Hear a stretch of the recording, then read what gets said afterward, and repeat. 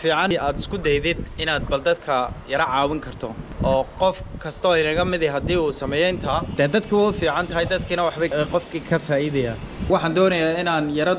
eega bal aan yara baaro inta agency ku yaala magaalada ee dadka caawiya Soomaalida siiba Soomaalida caawiya ka horeeyaan ku bilaabayaa waxa weeyaan agency aan si fiican u aqaano waxa la yiraahdaa Somali Resource Center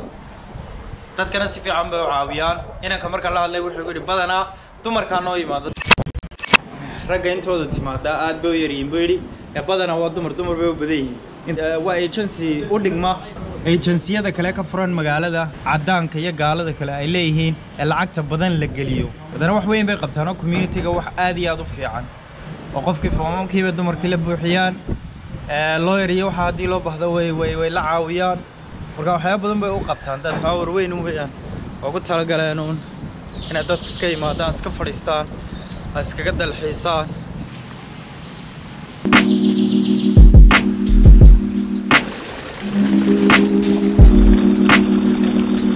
saddex meelood bay Soomaalidu badanaa ka degaan magaalada meel waa St Paul's meelna waa Eastern Lawrence Hill iyo Barton Hill way soo raacaan marka waxaan eegayaa agenciyadu xagay ku kala yaalaan ee aad caawimo uga doonan karto kuugu dhow adiga ayaan u kala saaraya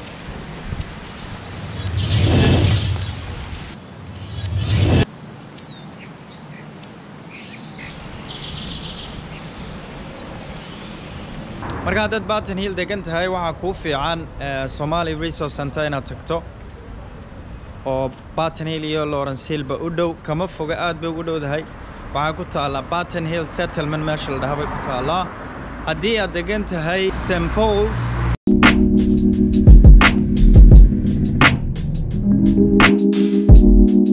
hadii marka aad degan tahay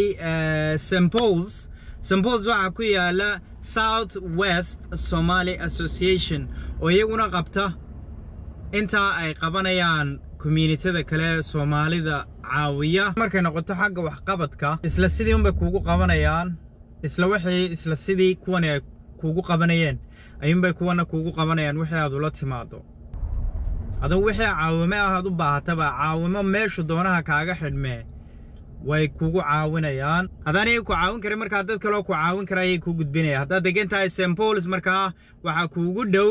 South West Somali Community marka meelahan yaryar meelahan furan ee dadka loo furay community-ga u furani waa muhiim waayo hadaan ku caawin kara qof ku caawinaya ayay de ku gudbinaya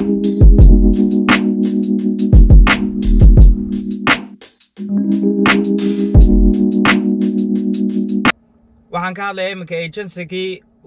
saddexaad ama agency-ga ugu dambeeyaan doonayna ka hadlo maanta iyagana waxaan ka dhigayaa xagga dumarka marka agency-yada dumarka caawiya intaan garanaya anigu laba jira labadaas mid wuxuu ku yaalaa Barton Hill midna wuxuu ku yaalaa Hallfield buu ku yaalaa marka kan Barton Hill haddaan ku horeeyo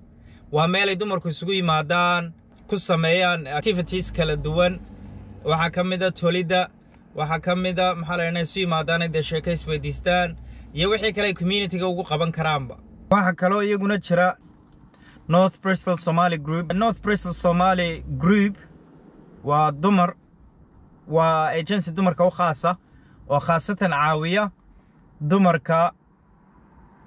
kalidood soo korinaya caruurta waxa ka caawiyaan sida community-ga kale ay u dhaxgali lahaayeen ay maartayda magaalada ula qabsan lahaayeen wixii kale ee dhib jira ee haysta iyaga dumar ahaana de marka waxay haystaan dumar walaalahooda oo ay ula tagi karaan dhibtii oo maaragtay wixii ku caawin kara marka sidaan horeba u sheegay jinsiyadan Soomaalida u furani wax badan bay qabtaan hadii laga faa'iideysanayo dad ka faa'iideysanaysid wax badan bay qabtaan marka waa engagement la sameeyo waa in loo tago waa in maaragtay iyagina way caawinaysaa waxa tusisaa dadkii funding ka siinayay yani waa loo baahan yahay waa agency loo baahan yahay